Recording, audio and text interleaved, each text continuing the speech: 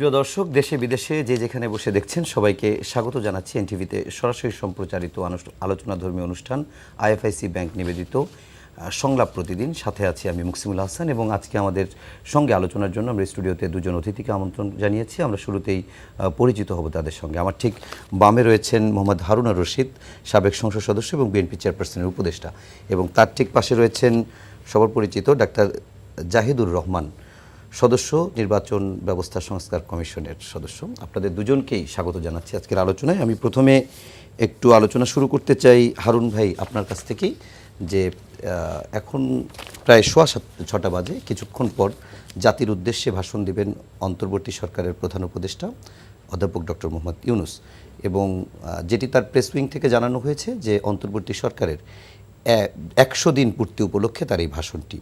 তো এই ভাষণে আসলে কোনো জাতির উদ্দেশ্যে কী ধরনের বক্তব্য দিতে পারেন? এর আগেও তিনি 2-3 বার জাতির উদ্দেশ্যে ভাষণ দিয়েছেন, 1 মাস পূর্তিতেও একটি ভাষণ দিয়েছেন। জি, ধন্যবাদ আজকের এনটিভি সংলাপে আমাকে আমন্ত্রণ জানানোর জন্য। এখানে আমাদের আলোচক হিসাবে উপস্থিত আছেন আমাদের নির্বাচন কমিশনের একজন সংস্কার এবং এনটিভির দেশ বিদেশের সকল দর্শকদেরকে শুভেচ্ছা জানাচ্ছি।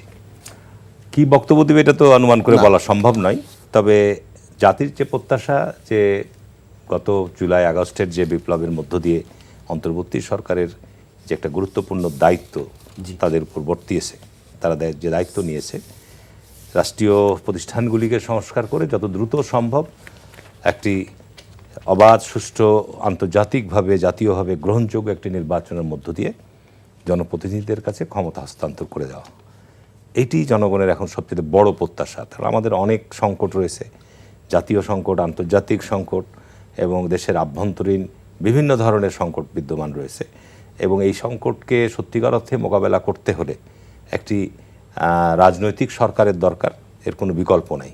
এবং রাজনৈতিক সরকারই একমাত্র এই সংকট থেকে সঠিকভাবে জাতিকে ঐক্যবদ্ধ করে একটা নির্ধারিত গন্তব্যের দিকে এগোনো সম্ভব। এটাই জাতির সবচেয়ে বড় প্রত্যাশা।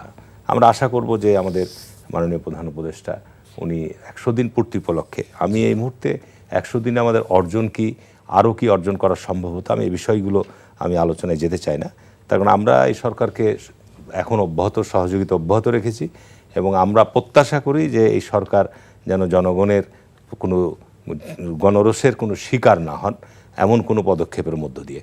আমরা সবসময় বলে আসছি যে সরকারকে সুনির্দিষ্টভাবে যেমন সংস্কার কার্যক্রমও চলবে, তার পাশাপাশি সরকারকে একটা নির্বাচনী রোডম্যাপও ঘোষণা করা উচিত। ইতিমধ্যেই গণমাধ্যমে দেখলাম যে আজকে বিভিন্ন উপদেষ্টাবৃন্দরা, পররাষ্ট্র উপদেষ্টা সহ অনেকেই বিভিন্ন ধরনের কথা বলছেন যে যত দ্রুত সম্ভব সংস্কার সম্পূর্ণ করে। এই প্রসঙ্গটা একটু পরে আসবো। আমরা এই ইস্যুতে একটু জাহিদ ভাইয়ের কাছে একটু যাই, তারপরে আমরা আপনার কাছ থেকে এটা নিয়ে উত্তর নেব। জাহিদ ভাই, আমরা যতটুকু দেখেছি সরকারের ডক্টর মোহাম্মদ ইউনূস সরকার গঠন করলেন, তারপরে ওই দিন জাতির উদ্দেশ্যে ভাষণ দিলেন ওই রাতেই, এবং তারপরে 1 মাস পূর্তির পরে সম্ভবত এটি 10 বা 11 তারিখ তারপরের মাসে তিনি আরেকটি ভাষণ দিলেন, এবং সেই ভাষণে তিনি 6টি কমিশনের প্রধানের নাম ঘোষণা করেছিলেন। আমরা আরও কয়েকটি কমিশন পরবর্তীতে দেখেছি যেটি প্রজ্ঞাপন হয়েছে, কিন্তু সেই কমিশনে কারা আছে, কিভাবে গঠিত হয়েছে, কবে হবে এবং সেগুলো কবে শেষ করবে সেটি এখন স্পষ্ট না। আপনাদের কমিশন যেগুলো গঠিত হয়েছে সেগুলো হয়তো এই ডিসেম্বরের ভিতরে কাজ শেষ করবে এবং সবগুলো গঠিত হয়ে গেছে। এই সংস্কার নিয়ে কোনো বার্তা থাকতে পারে কিনা আজকের? ধন্যবাদ। প্রথম কথাটা হচ্ছে হারুন ভাইয়ের সাথে আমি এটা একমত যে আমাদের প্রত্যাশাটা একটু বলি। মানে আমি দেখতে চাইব নিশ্চিতভাবে 100 দিনে সরকার কি প্রেক্ষাপটে এসছে, কি করেছেন, কারণ সরকার কি করছেন কি করছেন না এগুলো খুব স্বাভাবিক। আপনি যখন সরকারের প্রধান হবেন, সরকারের দায়িত্বে যাবেন, আপনার এই চুলচেরা বিশ্লেষণ শুরু হবে, এবং 100 দিন পর আমরা মাত্র ক্ষমতায় এসেছি, এখনও সমস্যা, এইগুলো বলার সুযোগ আসলে আর এখন থাকবে না। সো আমি ধারণা করি তিনি সেটা বলবেন। আমরা খুব খুশি হতাম, কারণ আমরা এই সরকারকে ভিন্নভাবে দেখতে চাই। আমি জানি না আছে কি না, ডক্টর ইউনূস যদি কি জিনিসে তাদের ঘাটতি আছে সেটা যদি বলতেন।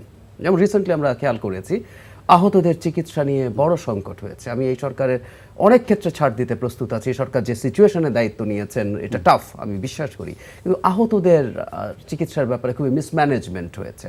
সো এইরকম কিছু দেখতে চাই। আচ্ছা, সংস্কার নিয়ে আসতে পারে, কারণ হলো আমরা খেয়াল করছি এখন নির্বাচনের একটা রোড ম্যাপ, এটা আমরা শুধু না, এখন আমরা খেয়াল করুন যে কিছুদিন আগে থেকে বিদেশি পত্রপত্রিকা রিসেন্টলি ইকোনমিস্টের একটা রিপোর্টে সব কিছুর সাথে বলা হয়েছে যে সরকারকে স্টেবল করতে পেরেছেন দেশকে, কারণ এটা ফ্যাক্ট। আমরা যারা সমালোচনা করি সরকার অনেক কিছু করেনি, কিন্তু একই সাথে যদি বলি পোস্ট হাসিনা বাংলাদেশে যে ম্যাসিভ কেওস হওয়ার কথা ছিল সেটা অনেকটাই কন্টেইন করা গেছে। দ্য ইকোনমিস্টের মতো প্রভাবশালী পত্রিকা সেটাকে উল্লেখ করছেন, কিন্তু তারা যোগ করছেন তাদের এখন আসলে একটা ইলেকশনের রোড ম্যাপ মোটামুটি দিতে হবে। ইভেন ডক্টর ইউনূস যখন জলবায়ু সম্মেলনে গেলেন সেখানেও কিন্তু উনি এফপির সাথে একটা সাক্ষাৎকারে এই নির্বাচনের রোডম্যাপ এবং সেটার সাথে সংস্কার, কারণ এই সরকার দায়িত্ব আসার পর কমিশনগুলো তৈরি হওয়ার পর থেকেই রিপিটেডলি ডক্টর ইউনূস কিন্তু এই জায়গায় কনসিস্টেন্ট যে সংস্কার কমিশনের রিপোর্ট আসবে। ইনফ্যাক্ট 6টাকে প্রাথমিকভাবে রিলেট করেছেন, এবং আমি ফ্র্যাঙ্কলি যদি বলি পরের 4টা আসলে নির্বাচনের সাথে খুব বেশি রিলেটেড না। এখানে 6টা পুরোটা না, কয়েকটা নির্বাচনের সাথে রিলেটেড। সো 31 ডিসেম্বরের মধ্যে যদি হয় আমি ধারণা করতে পারি যে এই ব্যাপারগুলো নিয়ে উনি কথা বলবেন এবং দলের সাথে কিভাবে ডিল করবেন, কারণ বিএনপি, হারুন ভাই এখানে আছেন, তার দল বেশ এখন উচ্চকণ্ঠে এবং স্ট্রংলি নির্বাচনের ব্যাপারে বলছেন, রোডম্যাপ চাইছেন এবং রোডম্যাপ থেকে আরেকটু এগিয়েও গেছেন। তারা এখন একটু যতটা দ্রুত সম্ভব নির্বাচনের কথা বলছেন। সো এটা একটু অ্যাড্রেসিং থাকতে পারে। আচ্ছা, এই হারুন ভাই আপনার কাছে এটি নিয়ে একটু জানতে চাই, যে বিষয়টি এইমাত্র বললেন জাহিদ ভাই, সেটি হচ্ছে আজকে বিএনপির নেতাদের বক্তব্যেও আমরা এরকমটি পেয়েছি। যেমন বিএনপির আব্দুস সালাম তিনি বলেছেন রাজনৈতিক দলগুলোর কাছ থেকে পরামর্শ নেওয়ার পাশাপাশি ক্ষমতা যেন দীর্ঘস্থায়ী না করে সেজন্য অন্তর্বর্তী সরকারের কাছে তিনি আহ্বান জানিয়েছেন, এবং সংস্কারের নামে মাইনাস পলিটিক্সের নামে কোনো ধরনের ষড়যন্ত্র মেনে নেওয়া হবে না। এটা আমরা গত প্রায় 1 মাস ধরে এটি শুনছি। আপনারা কি আসলে মাইনাস কোনো পলিটিক্সের কোনো আশঙ্কা করছেন কিনা? আসলে জাহিদ ভাই যে কথাটা বললো, দেখেন আমাদের এই সরকারের কাছে প্রত্যাশাটা কি, জনগণের প্রত্যাশাটা কি? জি, তার কারণ একটা 15 বছরের একটা কর্তৃত্ববাদী শাসনের একটা বিপুল রক্তপাতের মধ্য দিয়ে একটা পরিবর্তন এসেছে, এবং এই পরিবর্তনের পর যে সরকার গঠিত হয়েছে তাকে কিন্তু জনগণ স্বাগত জানিয়েছে, সমর্থন দিচ্ছে, সহযোগিতা করছে। অনেক কিছু সংকট আছে, দ্রব্যমূল্যের সংকট আছে, আইন শৃঙ্খলারও সংকট ছিল, সেটা অনেকখানি কাটিয়ে উঠেছে। বিচার বিভাগেরও সংকট ছিল, সেটাও কাটিয়ে উঠছে। অর্থাৎ রাষ্ট্রের বিভিন্ন অঙ্গগুলোতে কিন্তু একটা ভয়ানক ধরনের একটা সংকট বিদ্যমান ছিল, এবং বিগত সরকারের দোসররা এখনও বিদ্যমান আছে। এই অবস্থা দিয়ে কিন্তু রাষ্ট্রকে পরিচালিত করতে হচ্ছে। এখন এইখানে আমরা আশঙ্কা করছি এই কারণেই যে উপদেষ্টা মণ্ডলীর সদস্যদের মধ্যে বিভিন্ন সময় অহেতুক যে সমস্ত বয়ান হচ্ছে, কথাবার্তা হচ্ছে যে নির্বাচন আগে না সংস্কার আগে, এই প্রশ্ন আনার কোনো অবকাশ নাই।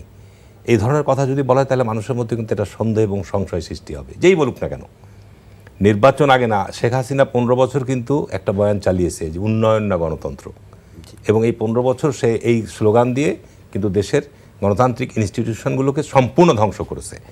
এখন সংস্কার প্রক্রিয়া কিন্তু চলমান। জি, সংস্কার প্রক্রিয়া আপনার আজকে এই সরকারের মেয়াদ 3 মাস হোক, 6 মাস হোক, 1 বছর হোক, এই সংস্কারের মধ্য দিয়ে একটা মোটামুটিভাবে রাজনৈতিক একটা ঐক্যমতের জায়গায় আসতে হবে যে আমাদের রাষ্ট্রের এই প্রতিষ্ঠানগুলোকে এইরকম জায়গাতে আমরা নিয়ে যেতে চাই। একটা মিনিমাম একটা ঐক্যমতে আসবে, এবং এটার পরবর্তীতে যারাই রাষ্ট্রীয় ক্ষমতায় আসুক না কেন তারা কিন্তু এই জনগণের চাহিদা অনুযায়ী আপনার সংস্কার প্রক্রিয়াটা অব্যাহত রাখবে, প্রয়োজন অনুযায়ী এটা পরিবর্তিত হবে। এইটি হচ্ছে যুগের চাহিদা। আজকে যেখানে আমরা অবস্থান করছি 5 বছর পর তো সেই জায়গায় আমরা থাকবো না, সেখান থেকে আরও পরিবর্তন আসবে, তাহলে সে সাথে সাথে সেটারও সংস্কার করতে হবে। এই বিষয়গুলো আপনাকে চিন্তা করতে হবে। সুতরাং এখানে যে মূল মৌলিক বিষয়গুলো, যেমন জাহিদ ভাই যেটা বললো যে আমাদের এই 1 মাসের এই 100 দিনের মধ্যে আমাদের অর্জনগুলো কোথায় আছে। এখন যদি আমি বলি যে বিগত 15-16 বছরে বাংলাদেশে বিপুল পরিমাণ সংখ্যক গুমের শিকার হয়েছে, আমি গুম কমিশনের চেয়ারম্যানকে আন্তরিকভাবে ধন্যবাদ জানাবো যে উনি অন্ততপক্ষে একটা জনগণের সামনে প্রাথমিক স্টেটমেন্ট করেছে যে এখানে ডিজিএফআই, এখানে র্যাব, এখানে পুলিশ, এখানে সিসিটি, এই বিভিন্ন রকম অর্গানাইজেশনগুলো এবং সাদা পোশাকধারীরাও উত্তোলন করেছে। এক্ষেত্রে যারা এনজিওগুলো বা যারা এগুলো কাজ করে তারা কিন্তু একটা সুনির্দিষ্ট রিপোর্ট প্রদান করেছে। কিন্তু আমরা আশঙ্কা করছি যে এখন 100 দিন চলে গেল, কিন্তু এই গুমের সাথে যারা জড়িত তাদের বিরুদ্ধে দৃশ্যমান কিন্তু আইনগত কোনো ব্যবস্থা আমরা দেখছি না। এটা আমাদের জন্য আন্তর্জাতিক অপরাধ ট্রাইব্যুনালে তার আবেদন করছে আজকেও। আন্তর্জাতিক ট্রাইব্যুনালে আবেদনটা ভিন্ন জিনিস, কিন্তু এগুলো তো আপনার গুমের শিকার হয়েছে, গুমের মায়ের ডাক নামে একটা সংগঠন আছে, তারা এখনও এটা নিয়ে রাস্তায় আছে, এখনও তারা কথা বলছে। এখন এই ক্ষেত্রে আমি বলতে বাধ্য হচ্ছি যে যারা এই গুম কমিশনের সদস্যের কাজ করছে, ইভেন আমিও আমার নির্বাচনী এলাকায় আমার জেলাতে যে গুমের শিকার হয়েছে, আমরা এখনও তাদেরকে কিন্তু আইনি কোনো সহায়তা দিতে পারছি না। তার কারণ এই অপরাধগুলোর সাথে কিন্তু রাষ্ট্রের গুরুত্বপূর্ণ প্রতিষ্ঠানগুলো জড়িত। এখন সেই সমস্ত প্রতিষ্ঠানের জায়গা থেকে যদি এই সমস্ত গুমের সাথে যারা সম্পৃক্ত তাদের বিরুদ্ধে ব্যবস্থা গ্রহণের তারা অঙ্গীকার না করে, ধরেন যে সেনাবাহিনী দ্বারা পরিচালিত ডিজিএফআই, সেনাবাহিনীর একটা বিরাট অংশ আছে র্যাবের মধ্যে, এরাই সবচাইতে বেশি গুমের সাথে জড়িত। সুতরাং এই জায়গাগুলো থেকে তাদের উচ্চ পর্যায় থেকে কিন্তু জাতিকে আশ্বস্ত করতে হবে। আমরা দেখছি সেনাবাহিনী প্রধান প্রায় মাঝে মধ্যেই আমাদের প্রধান উপদেষ্টার সাথে বৈঠক করছেন, কিন্তু এটা কিন্তু আমাদের কাছে এখনও উদ্বেগের। এইটার মতো জঘন্যতম অপরাধ, গুমের মতো জঘন্যতম অপরাধ আমি মনে করি যে আর কিছু থাকতে পারে না। সুতরাং এই অপরাধগুলোর সাথে যারা জড়িত, রাষ্ট্রের যে অঙ্গেরই হোক না কেন, এদের ব্যাপারে কিন্তু রাষ্ট্রের একটা জায়গা থেকে ক্লিয়ার একটা সিদ্ধান্ত আসতে হবে। আচ্ছা, আমরা একটু হারুন ভাই যে জায়গাটা থেকে শুরু করছিলেন ওই জায়গাটাতে একটু যেতে চাই জাহিদ ভাই। সেটি হচ্ছে যে সময় যত আগাচ্ছে, বিপ্লবের বলি বা গণ অভ্যুত্থানের বলি, সে চেতনার জায়গা বলি, ঐক্যের জায়গা বলি, একটু একটু করে সরে যাচ্ছে কিনা। কেন প্রশ্নটি আসছে? কেননা আমরা দেখেছি যে শাহাবুদ্দিনের পদত্যাগ করে নতুন কাউকে বসানো হবে কিনা তা দিয়ে বাংলাদেশের রাজনৈতিক দলগুলোর এবং বৈষম্য বিরোধী ছাত্র আন্দোলন এক প্ল্যাটফর্মে আসতে পারেনি। আমরা সংবিধান সংস্কার নাকি পুনর্লিখন, এটিতেও আমরা একমত দেখতে পাচ্ছি না। যেটি হারুন ভাই বলছিলেন যে ঈশ্বর মানে সংস্কার এবং নির্বাচন আলাদা কিছু না, কিন্তু দেখা যাচ্ছে যে কেউ বলছেন সমান্তরালে চলবে, কেউ বলছে আগে সংস্কারগুলো হতে হবে। তো আবার শিক্ষার্থীদের, যদি আমি রাজনৈতিক নেতাদের বক্তব্যগুলো এরকম, শিক্ষার্থীদের বক্তব্য বা বৈষম্য বিরোধী ছাত্র আন্দোলনের নেতাদের বক্তব্য যদি বলি, যে তারা তো নির্বাচনের জন্য নির্বাচনের করে তারা অস্বীকার করতেছে না, কিন্তু মানুষ নির্বাচন চায় বিধায় একটি নির্বাচিত সরকারকে সরিয়ে দিয়েছে, তারপরে এরকম না, বরং তাদের ডাকে মানুষ এসছে, কারণ এই ফ্যাসিবাদী ব্যবস্থারই বিলোপ করতে চাচ্ছে। তা আসলে জনগণ কি চায়? সবাই তো জনগণকে রেফার করে। জনগণ কি আসলে সংস্কার চায়, নির্বাচন চায়, একসাথে চায়, না কোনটাকে আগে দেখতে চায়? ধন্যবাদ। জনগণের প্রশ্নে আসছি, তার আগে মানে এই যে মতানৈক্য, একটু দ্বিমত, প্রথম কথা হচ্ছে দ্বিমত তো থাকতে হবে। এটা একটা সমাজ, 18 কোটি দেশ মানুষের দেশ, ছাত্রদের সাথে রাজনৈতিক দলের, রাজনৈতিক দল এর সাথে বীর সাথে সির, দ্বিমত থাকতে হবে। নট নেসেসারিলি এটা তাদের চাওয়ার জায়গা, প্রত্যেকের কিন্তু টাইপ ভিন্ন। হারুন ভাইয়ের দল এখন মোটামুটি একটা ফেয়ার ইলেকশন হলে ওনারা ধারণা করেন, এবং মানুষও সম্ভবত মোটা দাগে মনে করেন যে ওনারা বেশ ভালোভাবে জিতে সরকার গঠন করবেন।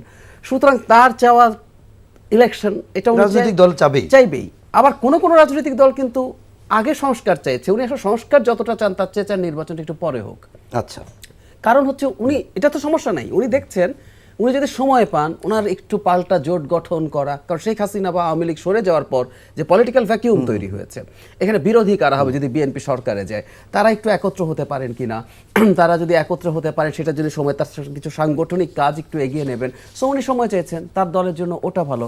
সো আমাদের এই দ্বিমত হওয়াটা খুবই ইনএভিটেবল ছিল, এটাই হবে। কিন্তু সমস্যাটা একটু অন্য জায়গায়, যেটা আশঙ্কার, সেটা হচ্ছে আমাদের এটা দ্বিমত হবে না মতানৈক্য হবে, নাকি একটা পর্যায়ে আমরা আসলে পরস্পর কনফ্রন্টেশনে চলে যাই, যে একটা মুখোমুখি অবস্থানে চলে যাই। যেটা বললেন যে রাষ্ট্রপতির ক্ষেত্রে হলো, সংবিধান প্রশ্নে আমি এই আশঙ্কাটা 31 ডিসেম্বরের পর অনেক বেশি হবে বলে আশঙ্কা করছি। কারণ সমস্যাটা হচ্ছে আমরা প্রত্যেকে তার মতো করে এজেন্ডা মাঠে ছেড়ে দিচ্ছি, দিয়ে এখন আমরা তারপর আলোচনার কথা, যেমন রাষ্ট্রপতি 48 ঘন্টার মধ্যে রাষ্ট্রপতিকে সরাতে হবে, তারপর আলোচনা করার চেষ্টা করা হচ্ছে। অথচ এই জিনিসটা আলোচনার মাধ্যমে বিএনপির সাথে কিন্তু ঠিকই ছাত্ররা আলোচনা করলেন, অন্য দলের সাথে আলোচনা করলেন পরে, কিন্তু আগে করে আলোচনার ভিত্তিতে এই সিদ্ধান্তটা কিন্তু জানাতে পারতেন। কিন্তু না, এই ঘটনা আবার সেকেন্ড রিপাবলিক ঘোষণা করতে হবে, কনস্টিটিউশন পুনর্লেখন করতে হবে। সো এই জিনিসটা ঠিক হচ্ছে না। আমি যখন ছাত্রদের সাথে বিভিন্ন ব্যক্তিগত পর্যায়ে কথা হয় বা কোনো প্রোগ্রামে কথা হয়েছে, অন রেকর্ড টক শোতে কথা হয়েছে, তখন আমি তাদেরকে এই একই কথাই বলেছি, আমাদের আসলে আলাপগুলো বাড়াতে হবে। তাহলে আমরা শতভাগ একমত হওয়ার কিছু নাই, শতভাগ একমত নর্থ কোরিয়াতে হয়, মানে আপনাকে একমত হতে বাধ্য করা হয়, বেশিরভাগের মত হলেই হয়, বেশিরভাগ আর ডেমোক্রেসির কথা বলছি, গণতন্ত্র, এবং আমি ওই মতটা টলারেট করব, আমার ভালো লাগে না তারপর এটা অ্যাকসেপ্ট করব। আচ্ছা, জনগণ কি চায়, এটা খুব টাফ প্রশ্ন, কারণ আমরা প্রত্যেকে সবকিছুকে জনগণের নামে চাপিয়ে দেওয়ার চেষ্টা করি। আমার পারসেপশনের কথা বলি, কারণ জুলাই মাসেই বাংলাদেশের মানুষ শেখ হাসিনার বিরুদ্ধে গেছেন, দ্যাটস নট ট্রু। এটা একটা বিরাট ট্র্যাক রেকর্ড আছে, বিরাট ট্র্যাক রেকর্ড, এবং এই ঘটনাচক্রে আমি ঠিক প্রথাগত রাস্তায় আমরা ছিলাম না, কিন্তু এখন ডিজিটাল মাঠকেও যদি একটা মাঠ বলি, ওই মাঠে আমি আপনি অনেকদিন ধরে অনেক activist। 11 সাল থেকে, কারণ তখন শেখ হাসিনা সংবিধান সংশোধন করে, তখন আমি ব্লগে, তারপরে কলাম, টিভি, নিজের ইউটিউব সব জায়গায় বলছি।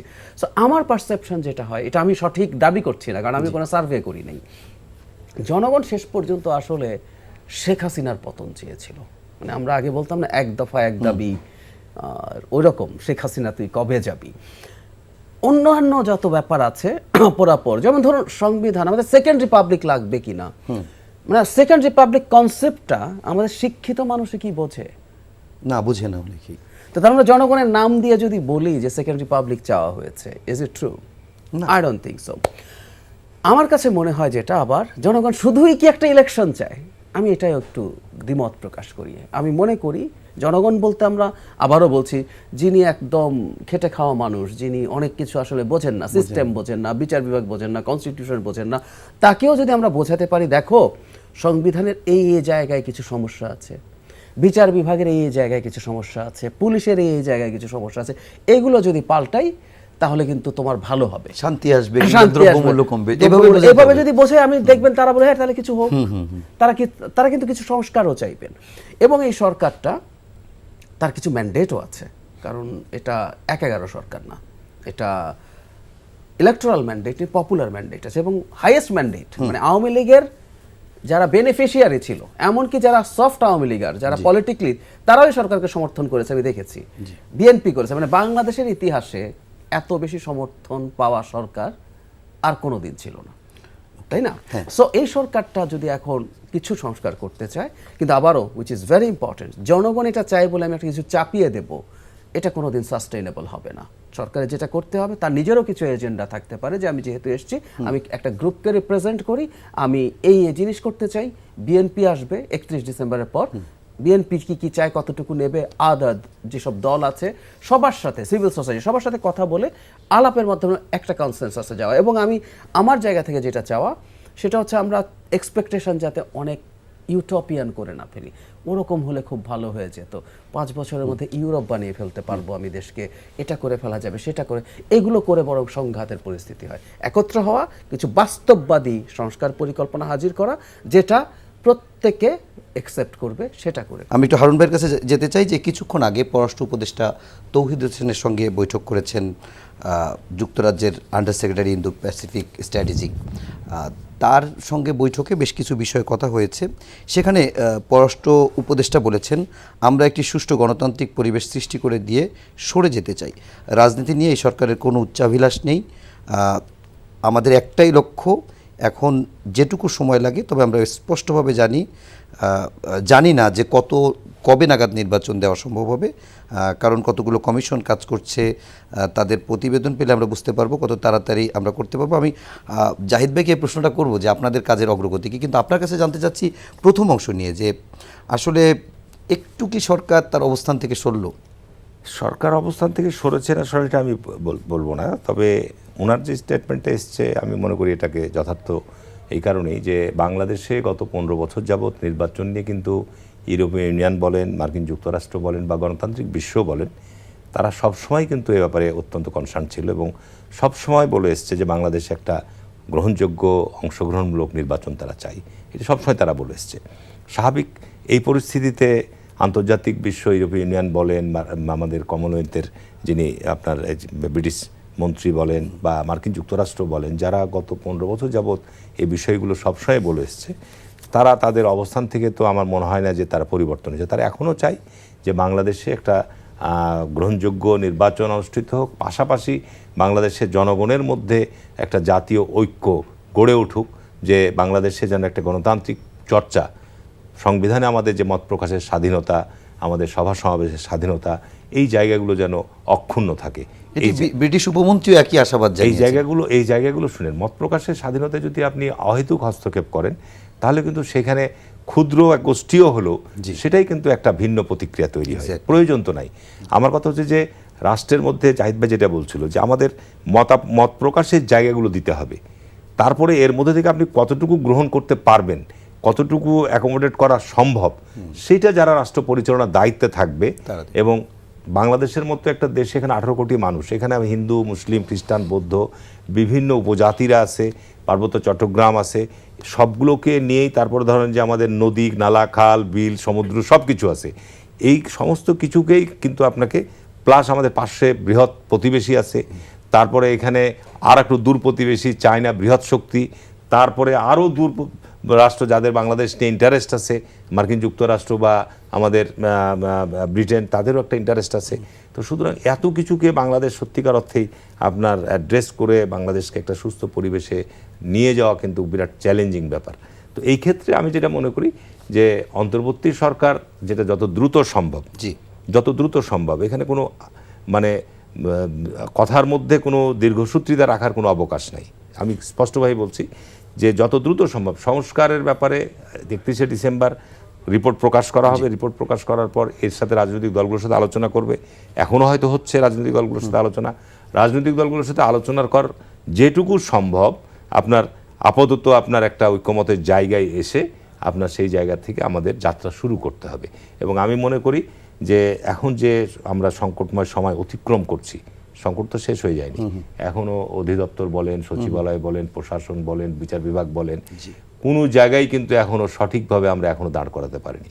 এটা এখনও চলছে। তার মানে গত 15 বছরের যে মাইন্ড সেট আপ নিয়ে রাষ্ট্র পরিচালনা করা হয়েছে, এটা তার সম্পূর্ণ বিপরীতমুখী জায়গায় নিয়ে যাওয়া হচ্ছে।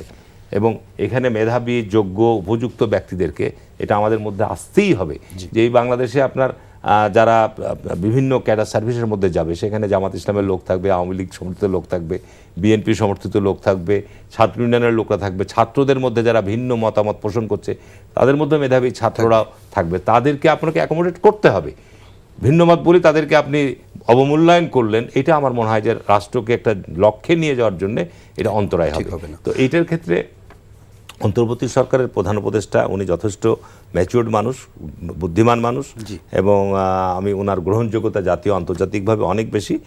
আমরা রাজনৈতিকভাবে এটা বারবার বলে আসছি। আমি মনে করি যে যত দ্রুত সম্ভব রাষ্ট্রীয় নির্বাচনের জন্য সংস্কারের ব্যাপারে উনি বলবেন, আমিও বলে নিচ্ছি একটু। দেখেন যে নির্বাচন কমিশন যে সংস্কারের কথা বলা হচ্ছে, নির্বাচন কিন্তু আমাদের বিগত পাকিস্তান আমল থেকে হয়ে আসছে। এখানে সংকটটা কি, আমাদের আইনে কাঠামো আছে কিন্তু প্রয়োগ নাই। আপনার যে প্রক্রিয়ায় নির্বাচন অনুষ্ঠিত হয়, যদি এই অপরাধগুলোর সাথে যারা জড়াচ্ছে, প্রশাসনের লোকই হোক, মাঠ পর্যায়ে যারা দায়িত্ব পালন করে, প্রিজাইডিং অফিসার, সহকারী প্রিজাইডিং অফিসার হোক, রাজনৈতিক দল যারা অপরাধ করে, তাদেরকে আইনের প্রয়োগে আপনি আইনের দ্রুত প্রয়োগ করেন, তাহলে দেখবেন নির্বাচন অবাধ সুষ্ঠু। এটাই তো আমাদের প্রত্যাশা। এখানে আহামরি এমন কোনো সংস্কার করে আপনি রাতারাতি কোনো বড় পরিবর্তন আনতে পারবেন না। আমরা সংবিধানের ক্ষেত্রে যেটা আমি বলে শেষ করে দিচ্ছি, সংবিধানের ক্ষেত্রে 13 পর্যন্ত কিন্তু একটা মোটামুটি ঐক্যমত ছিল। এই 15 এসে শেখ হাসিনা ধরেন তার পিতাকে নিয়ে এসছে এমন একটা জায়গায় যে কোনো কিছু এগুলো পরিবর্তন করা যাবে না, সংবিধানে একটা অসঙ্গতি তৈরি করেছিলেন।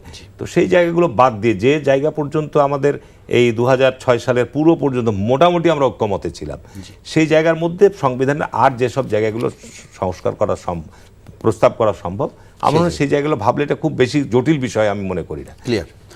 জাহিদ ভাই, একটু প্রশ্নটাও হারুন ভাইয়ের বক্তব্যের পর আরেকটু বড় হয়ে গেল, তারপর ছোট করে করি। যে প্রথম প্রশ্ন হচ্ছে যে আসলে সংস্কার প্রক্রিয়া শেষ হয়ে গেলে, যেটি আমি শুরুতেই বলছিলাম, প্রধান উপদেষ্টা বলেছেন তারপরে একটি রোডম্যাপ হয়তো আমরা দেখতে পাবো। তো এই নির্বাচনের সঙ্গে আপনি বলছিলেন যে সবচেয়ে বেশি গুরুত্বপূর্ণ যে সংস্কার কমিশনগুলো সেগুলো অলরেডি গঠিত হয়ে গেছে, অক্টোবর থেকে কাজ শুরু করেছে। তো সবথেকে গুরুত্বপূর্ণ হচ্ছে আপনি যে কমিশনে আছেন, এবং আপনারা অনেকজন, তোফায়েল আহমেদ বলি, বদিউল আলম মজুমদার বলি, এরা সবাই এক্সপার্ট, ইলেকশন এক্সপার্ট, আপনাদের সবাই। তো আপনাদের কমিশনের কাজ আসলে কতদূর? ধন্যবাদ। আমি আসছি, আমি পররাষ্ট্র উপদেষ্টার একটা মন্তব্য নিয়ে একটা ছোট্ট কমেন্ট করতে চাই।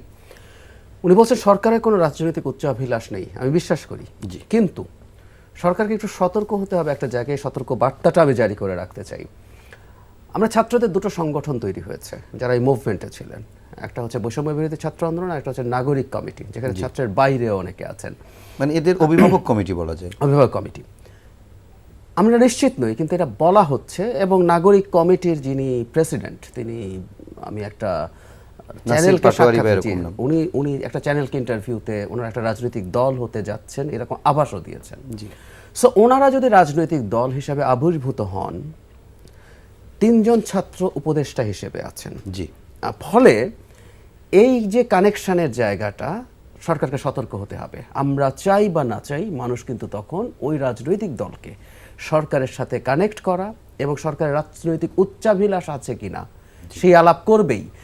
1/11-এর সময় ধরুন মিস্টার ফেরদৌস আহমেদ কুরেশি দল করতে চেষ্টা করেছেন, ওনার কেউ তো সরকারে ছিল না, তারপরও কিন্তু ওটাকে আমরা quote and quote king's party Exactly. করেছি না। সুতরাং সরকারকে সতর্ক থাকতে হবে, কারণ এই বিতর্কগুলো যদি মাঠে আসতে শুরু হয়, আমি মনে করি এটা বড় সমস্যা তৈরি করবে।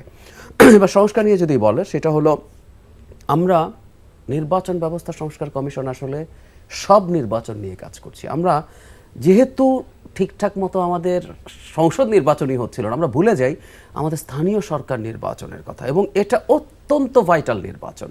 এবং ভবিষ্যৎ বাংলাদেশে আমরা দেখতে চাই, হারুন ভাইয়ের খারাপ লাগবে তারপরে সামনাসামনি বলছি, এমপিরা লোকাল গভর্নমেন্টে কোনো রকম কোনো রোল প্লে করবেন না।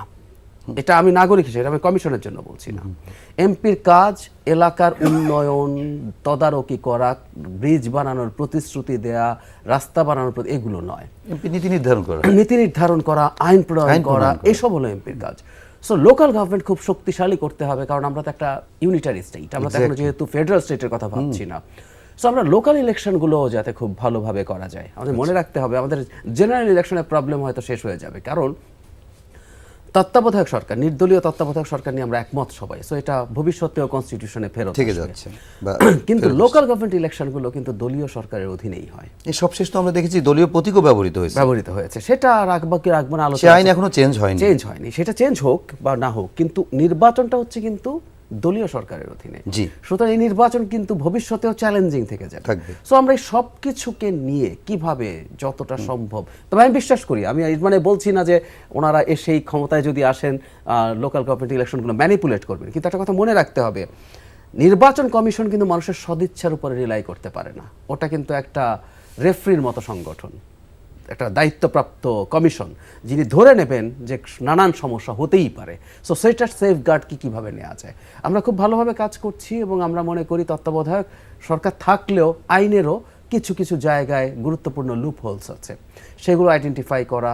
এবং ইলেকশন একটা বিরাট ব্যাপার, সেখানে দেশের প্রশাসন, পুলিশ সহ আইন শৃঙ্খলা রক্ষা বাহিনী মিলে 8-10 লক্ষ মানুষ, যেহেতু আমরা একই দিনে নির্বাচন করি, জেনারেল ইলেকশন ইনভলভড হয়, এই সব কিছু নিয়ে আমরা কাজ করছি। এবং আমরা বিশ্বাস করি যতটুকু প্রবলেম আছে শেষ পর্যন্ত সেগুলোকে ওভারকাম করে আমরা 31 ডিসেম্বরের যে ডেডলাইন আছে সেটা মিট করে একটা ভালো রিপোর্ট দিতে পারবো। এখানে একটা কথা যোগ করে রাখা ভালো, এটাই শেষ না, আসলে এই রিপোর্ট নিয়ে সবার সাথে বসবেন, সেখানে নির্ধারিত হবে আসলে কতটুকু প্রস্তাব। আমি একমত যে সব সংস্কারের জন্য হয়তো আমরা এখনই প্রস্তুত না, কিন্তু আমরা চাই যে কাজটা হয়ে থাকলো, সো এই সরকার বা পরের সরকার কখনো যদি কিছু করতে চায় তাদের একটা রেফারেন্স থাকবে। আচ্ছা, আপনার কাছে একটু সাপ্লিমেন্টারি কিন্তু ছোট্ট করে উত্তর দেবেন, আমরা একেবারে শেষ পর্যায়ে চলে আসি। সেটি হচ্ছে যে এই সরকার, আপনারা এই কমিশন, আপনাদের নির্বাচন ব্যবস্থা সংস্কার যে কমিশন, তারা তো একটি প্রতিবেদন দিবেন।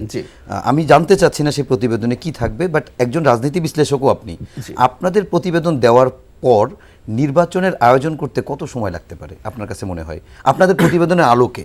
প্রতিবেদনের আলোকে আসলে আমাদের এখানে দুটো প্রশ্ন আছে। একটা হলো আমাদের নির্বাচন ব্যবস্থা সংস্কার নিয়ে যে আলাপ, এখানে যেটা হয় আইন যেগুলো আমরা পরিবর্তন করতে চাইবো, সেগুলো তো এখন যেহেতু সংসদ নাই, অধ্যাদেশ বা অর্ডিন্যান্সের মাধ্যমে এগুলো করা সম্ভব, এগুলো করা যাওয়া। এবং নির্বাচন কমিশন কিন্তু আমাদের এই রিপোর্টের আগেই তৈরি হয়ে যাচ্ছে, ওনাদের রিপোর্ট দিতে বেশি সময় লাগবে না, ওনাদের 15 কার্য দিবস প্রায় শেষের পথে। সো নির্বাচন কমিশন যদি তৈরি হয়ে যায়, ভোটার তালিকা হালনাগাদের এবং যাবতীয় যে এটা বড় সময় লাগে, এই সময়টা একটা ফিক্সড আছে মোটামুটি, এটা 10 মাসের মতো সময়। হ্যাঁ, এই জন্য বললাম। সো 10 মাসের মতো সময় লাগা গ্রসলি, যদি শুধু এগুলোই দিয়ে কাজ হয়, অন্য কমিশনগুলোর কাজও যদি না করে, তাহলে তো সামনে 1 থেকে 1.5 বছরের মধ্যে একটা ইলেকশন ইজিলি হতে পারে এই ক্ষেত্রে। কিন্তু আমি একটু যোগ করে রাখতে চাই, সরকার অন্যান্য সংস্কার কমিশনও যেসব রিপোর্ট দেবে সেগুলোও বিবেচনা করবে, সেগুলোও আলোচনা করবে, সেগুলো যদি এফেক্টিভ করতে হয় তো আর একটু বেশি সময় লাগতে পারে। আচ্ছা হারুন ভাই, আপনি একজন দীর্ঘদিনের রাজনীতিক, একেবারে আপনার বক্তব্য দিয়ে শেষ করব। মানুষের কাছে দীর্ঘদিনের মানে এই 5 আগস্টের পর থেকে আলাপটা আছে যে নির্বাচন কবে হতে পারে, কেউ বলে 1 বছর, কেউ বলে 2 বছর, কেউ বলে 3 বছর। আপনারা একটা সময় বা সব রাজনৈতিক দল একটা সময় বলেছে যে একটি যৌক্তিক সময় দেওয়া হবে, কিন্তু এখন সবাই বা রাজনৈতিক দল, প্রধান বড় একটি রাজনৈতিক দল বিএনপি বলছে দ্রুততম সময়। আজকেও আপনি বলেছেন দ্রুততম সময়, আপনার দলের নেতা আব্দুস সালাম তিনিও বলেছেন দ্রুততম সময়। আপনারা যৌক্তিক সময়ের ব্যাখ্যা আমরা কারো কাছ থেকেই পাইনি, সবাই এক একটি ধারণা দিয়েছে। এখন দ্রুত সময় বলতে আপনারা কতটা দ্রুত বোঝাচ্ছেন, শেষ করে দেবো একেবারে। জি ধন্যবাদ। এখানে আসলে আমি জাহিদ ভাই একটা কথা তুই আপনার কথাটা নিয়ে আসছি। এক নম্বর হচ্ছে যে লোকাল গভর্নমেন্টগুলোকে অবশ্যই শক্তিশালী করা লাগবে। ইউনিয়ন একদম। পরিষদ, পৌরসভা, সিটি কর্পোরেশন, এখানে কিন্তু কোনো এমপিদের রাজনৈতিক হস্তক্ষেপ থাকে না এবং উপজেলাগুলোর কাঠামোটা ভিন্ন রকম। উপজেলার কাঠামো ভিন্ন রকম, যেখানে এই ইউনিয়ন পরিষদের বাজেট আলাদা, সিটি কর্পোরেশনের বাজেট আলাদা, পৌরসভাগুলোর বাজেট আলাদা। তো যাই হোক, এটা আলোচনার বিষয়। আর উপজেলা পরিষদটা আর এমপিদের নির্বাচনী এলাকা একই রকম, এবং উপজেলা কিন্তু সেইভাবে এই স্থানীয় সরকার অন্যান্য কাঠামোর মতো তারা সরাসরি জনগণের সহায়তার সাথে সম্পৃক্ত জাতীয় নয়। নির্বাচন একটু শেষ আচ্ছা, জাতীয় নির্বাচনের ক্ষেত্রে যেটা বলবো, যে জাতীয় নির্বাচনের ক্ষেত্রে আমার অতীত অভিজ্ঞতাকেই বলি, অভিজ্ঞতা থেকে বলছি যে এত সময়ের প্রয়োজন নাই। আপনার অন্তর্বর্তীকালীন সরকারের মেয়াদ থাকতো মাত্র 3 মাস। 3 মাসের মধ্যে তারা ভোটার তালিকা হালনাগাদ করা এবং তফসিল দিয়ে আপনার নির্বাচনের ব্যবস্থা সম্পূর্ণ করা। একটা নির্বাচনের জন্য সর্বোচ্চ 45 দিন সময় লাগে তফসিল ঘোষণা করার পর নির্বাচন এই সম্পূর্ণ করতে। আর বাকি সময়টা আপনার এই সব যে আপনার নির্বাচনের ভোটার তালিকা হালনাগাদ করা। সুতরাং নির্বাচন কমিশন গঠিত হয়ে যাওয়ার পর তাদের প্রথম কাজটা হবে ভোটার তালিকা হালনাগাদ করা। এটার জন্য যেটুকু সময় দরকার, ডিজিটাল প্রযুক্তি সারা বছরই এখন ভোটার হচ্ছে, সুতরাং এই হালনাগাদ করার জন্য যে 1 মাস 2 মাস যেটুকু সময় লাগে, এরপরে নির্বাচনের তফসিল ঘোষণার পর এর মধ্যে প্রশাসন এবং আইন প্রয়োগকারী সংস্থার প্রতিষ্ঠানগুলিকে সুষ্ঠুভাবে মানে সাজানো বা সংস্কার করে আপনার একটা অবাধ এবং গ্রহণযোগ্য নির্বাচনের জন্য যে ফিল্ড তৈরি করে, লেভেল প্লেইং ফিল্ড যেটাকে আমরা বলছি, সেই লেভেল প্লেইং ফিল্ড তৈরি করার জন্য যা যা করা দরকার, সেই ক্ষেত্রে তো আমরা এই অন্তর্বর্তী সরকারকে পরিপূর্ণ সহায়তা দিতে চাই, পরিপূর্ণ তাদের প্রতি বিশ্বাস আস্থাও রাখতে চাই। কিন্তু এখানে কোনো অবস্থাতেই অন্য কোনো যদি চিন্তা ভাবনা থেকে থাকে, সেই ক্ষেত্রে কিন্তু আমাদের চিন্তা ভাবনা ভিন্ন হবে। এক বাক্যে বলবেন। এক বাক্যে বলছি, সেটা হলো আগে 3 মাসে একটা ডিফারেন্স আছে। আমরা খুব গুরুত্ব দিচ্ছি প্রবাসী ভোটারদের ভোটাধিকার নিশ্চিত করার জন্য, সুতরাং তাদের সেই তালিকায় অন্তর্ভুক্ত করা, প্রসেস ফাইনাল করা একটু সময় এই কারণেও লাগবে, কারণ আমরা অত্যন্ত অকৃতজ্ঞ জাতি যে আমরা তাদের বেনিফিটটা নেই, কিন্তু আমরা তাদেরকে নাগরিকের হওয়ার প্রধান যে শর্ত ভোট দেওয়া, সেটা এতদিন দেইনি। অনেক ধন্যবাদ। আমি একমত। অনেক ধন্যবাদ জাহিদ ভাই, হারুন ভাই, আপনাদের দুজনকে, এবং দর্শক আপনাদেরকেও ধন্যবাদ এতক্ষণ কষ্ট করে এই অনুষ্ঠান সময় করে দেখার জন্য। এবং আমরাও প্রত্যাশা করব বাংলাদেশের মৌলিক জায়গাগুলোর, রাষ্ট্রের গুরুত্বপূর্ণ জায়গাগুলো যেমন সংস্কার হবে, ঠিক তেমনি আমাদের একটি সুষ্ঠু নির্বাচনের মাধ্যমেই সরকার তাদের ক্ষমতা হস্তান্তর করবে। এবং কিছুক্ষণ পরে জাতির উদ্দেশ্যে ভাষণ দেবে প্রধান উপদেষ্টা। আমরা সেই ভাষণ তার পরবর্তীতে অংশ নেব। তার আগে আজকের আইএফআইসি ব্যাংক নিবেদিত সংলাপ প্রতিদিন অনুষ্ঠান এখানেই শেষ করছি। সবাই ভালো থাকবেন, সুস্থ থাকবেন, শুভ সন্ধ্যা।